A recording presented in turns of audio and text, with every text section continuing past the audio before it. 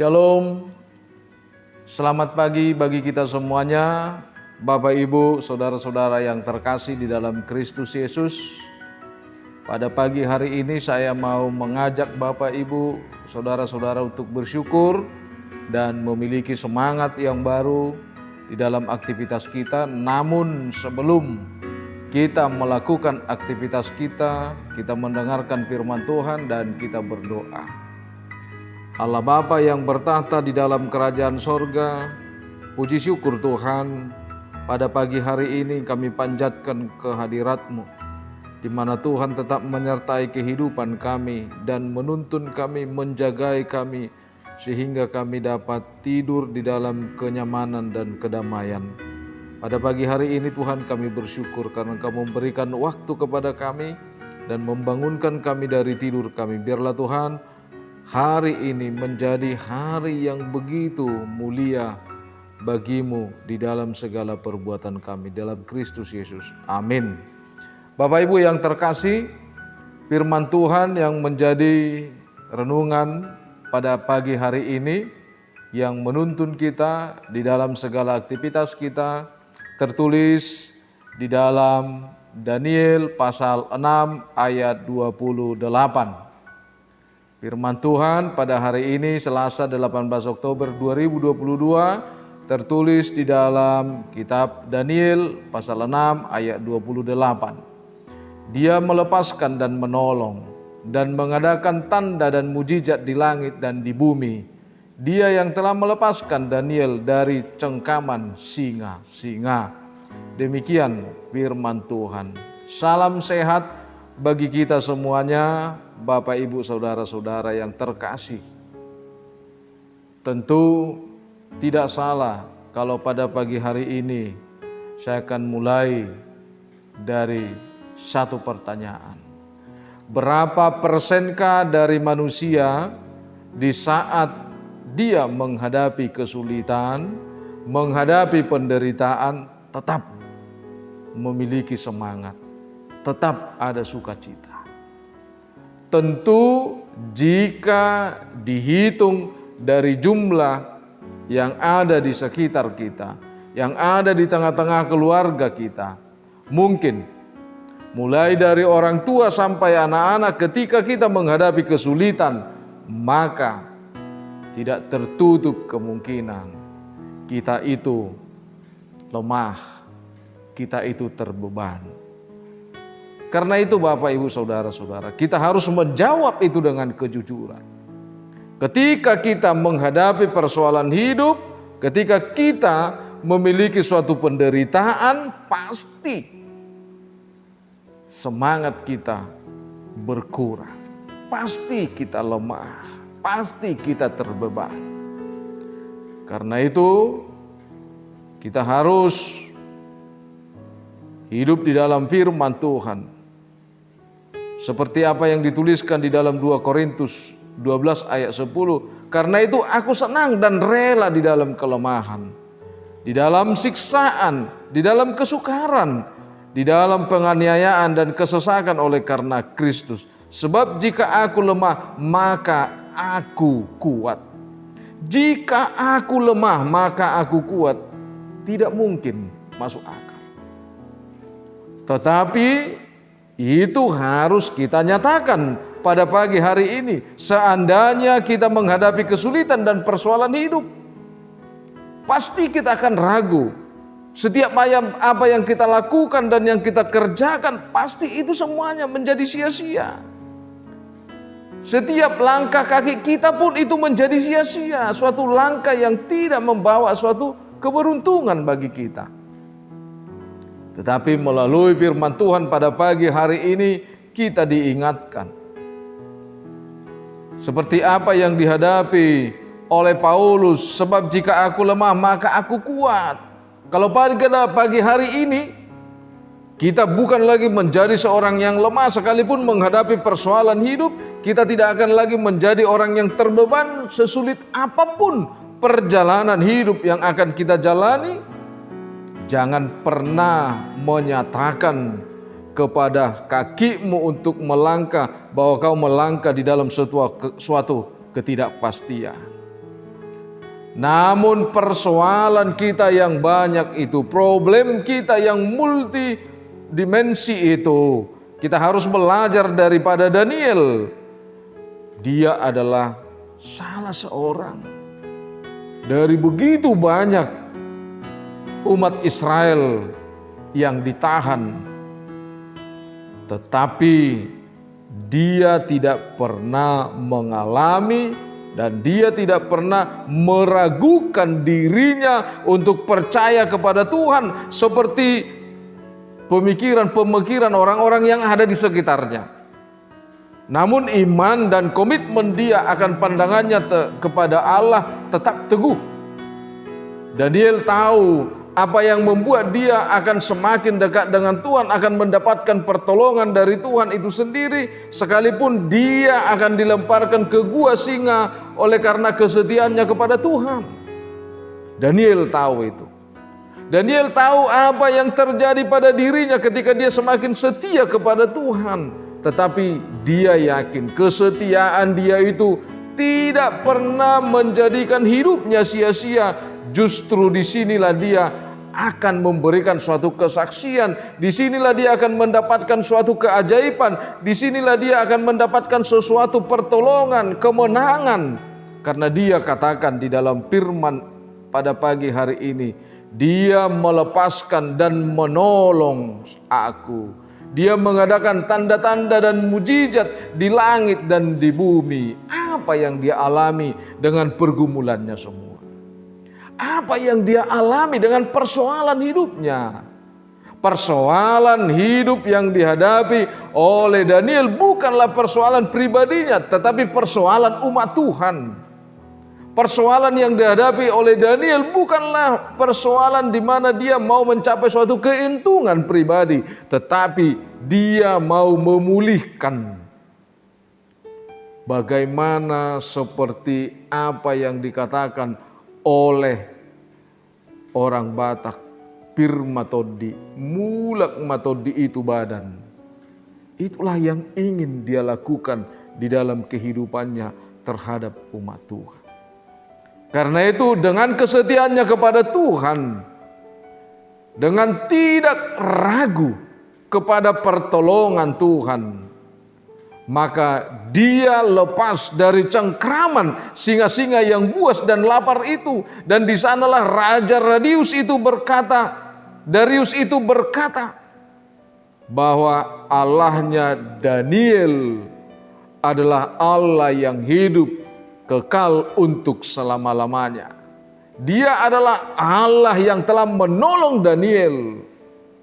Dia adalah Allah yang telah mengulurkan tangannya untuk menyelamatkan Daniel. Itulah yang menjadi satu kesaksian daripada Raja Darius.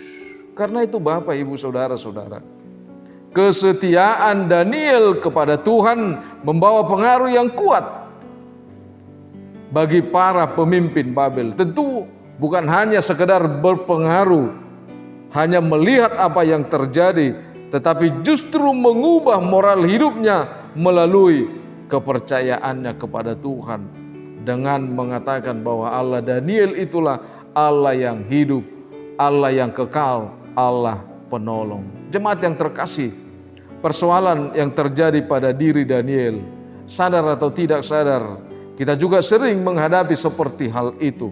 Seberapa jauh kita menyelesaikan persoalan kita dengan percaya kepada Tuhan? Itu yang pertanyaan yang kedua bagi kita. Seberapa besarkah kepercayaan kita kepada Tuhan untuk menolong dan menyelesaikan persoalan hidup kita? Kita sudah tahu bahwa Daniel itu ketika dia percaya kepada Tuhan, ada kuasa Tuhan yang mengakhiri seluruh pergumulan kehidupannya. Ada kuasa Tuhan yang mengakhiri segala beban hidupnya. Memerdekakan dia dengan kemenangan. Memerdekakan dia dengan keberanian, bukan ketakutan tadi. Dialah Allah yang melepaskan dan menolong. Dialah Allah yang memberikan tanda mujizat di langit dan di bumi. Memberikan tanda keajaiban kepada orang-orang yang ingin membunuh dia. Kepada orang-orang yang membenci dia. kepada singa-singa yang ingin menerkam dia. Demikian juga kehidupan kita, Bapak Ibu Saudara-saudara. Terkadang kita tidak sadar di dalam kehidupan kita, kita sendiri yang mengundang singa-singa yang buas itu datang menerkam kita.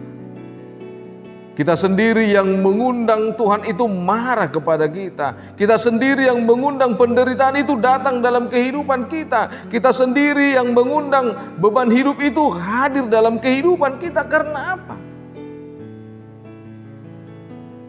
Karena kita tidak percaya sedikit pun kepada Tuhan bahwa Dialah Allah yang menolong kita. Karena itu Bapak Ibu Saudara-saudara, kita harus sadar.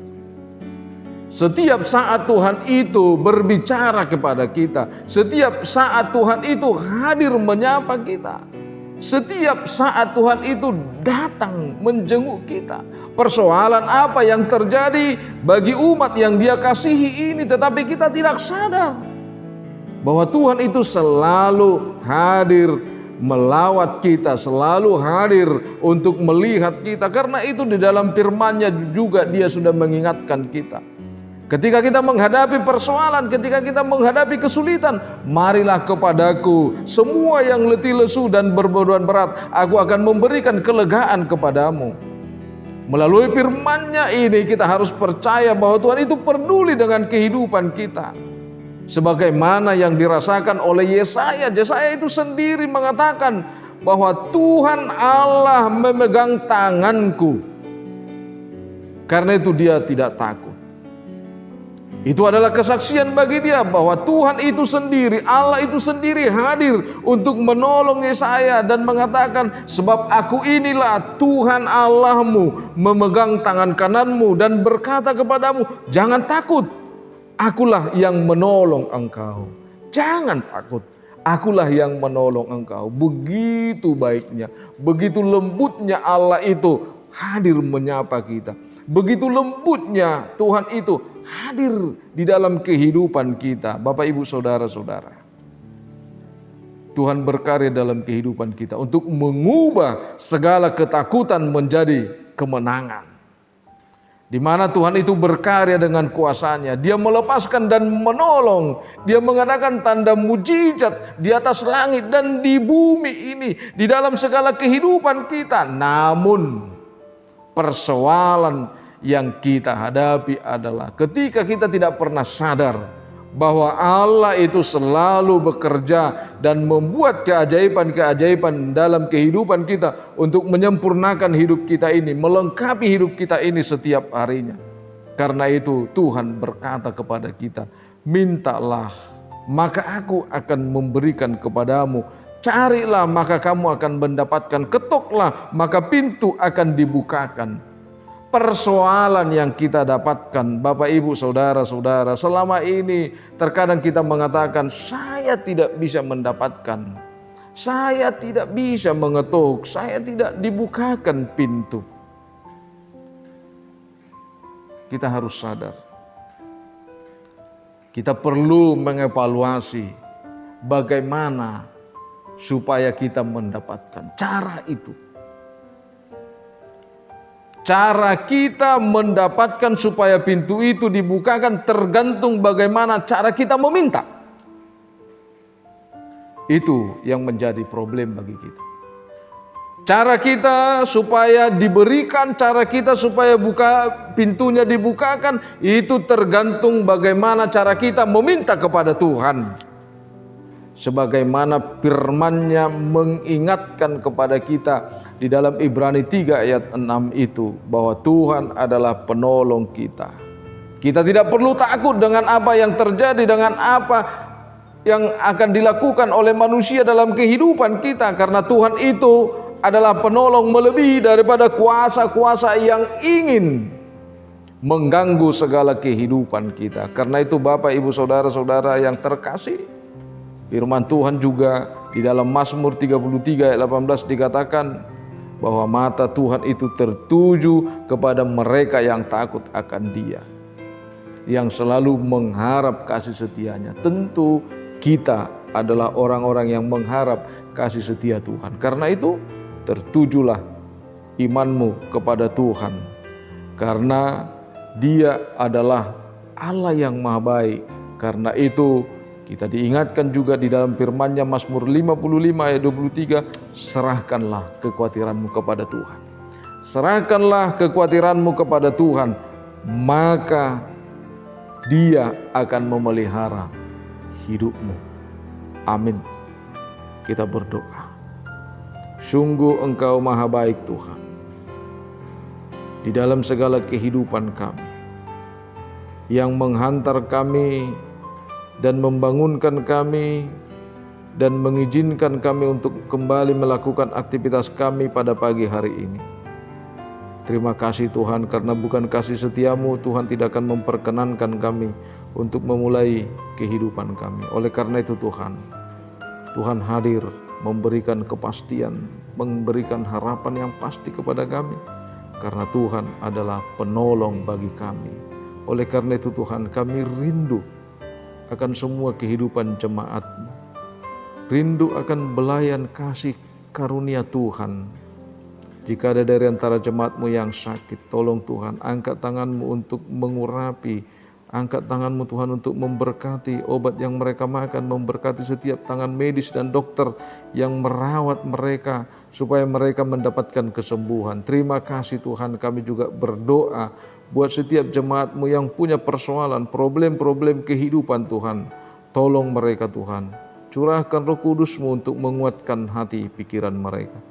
Begitu juga dengan bangsa kami ini Tuhan, kami berdoa, jangan biarkan kami khawatir dengan segala apa yang telah dilakukan oleh orang-orang yang pintar, orang-orang elit-elit politik yang membuat kami Tuhan semakin bingung dan ragu adanya kedamaian di tengah-tengah bangsa kami. Biarlah Tuhan, kehadiran mereka Engkau ubah untuk membawa sukacita dan kedamaian di tengah-tengah bangsa kami ini. Jauhkan Tuhan orang-orang yang membangun intoleran di dalam kehidupan kami. Tapi biarlah kami hidup di dalam toleransi, supaya kami penuh dengan kedamaian dan hidup di dalam penuh persaudaraan. Kami berdoa Tuhan buat HKBP dan seluruh jemaatnya, pimpinan gereja-Mu, para hamba-hamba-Mu Tuhan. Biarlah melalui gereja-Mu HKBP semakin Tuhan berkati orang-orang yang ada di sekitar kami. HKBP menjadi berkat bagi orang-orang yang ada di sekeliling setiap gereja-Mu, terkhusus di tengah-tengah bangsa kami ini. Terima kasih Tuhan, kami juga berdoa secara khusus buat gereja-Mu HKBP Resort Surabaya ini. Angkat tangan-Mu Tuhan untuk memberkati setiap jemaat-Mu, supaya jemaat-Mu penuh dengan sukacita, penuh dengan kedamaian, penuh dengan pengharapan. Terima kasih Tuhan, dalam Kristus Yesus kami berdoa dan mengucap syukur. Anugerah Tuhan kita, kasih setia Allah Bapa, persekutuan Roh Kudus memberkati kita. Amin. Bapak Ibu yang terkasih dalam Kristus Yesus, kalau pada pagi hari ini kita telah mendapatkan firman Tuhan yang mengubah kehidupan kita menjadi kehidupan yang pasti, yang penuh pengharapan, karena Tuhan penolong kita.